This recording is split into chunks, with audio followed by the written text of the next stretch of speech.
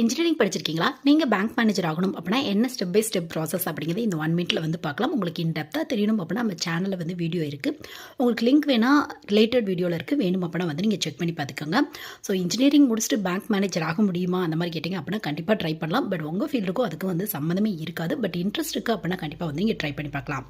So 2 method இருக்குது உங்களுக்கு. First வந்து பிஓ எக்ஸாம். இதுக்கு இன்ஜினியரிங்கில் எந்த ஸ்ட்ரீம் எடுத்தவங்க வேணாலும் ட்ரை பண்ணி பார்க்கலாம். ஸோ மேனேஜர் வந்து டேரெக்டாக வந்து ஆக முடியாது. அசிஸ்டன்ட் மேனேஜருக்கு ஈக்குவலான போஸ்டிங் போட்டு அதுக்கப்புறம் ப்ரமோஷனில் வந்து நீங்கள் ட்ரை பண்ணி பார்க்கலாம்.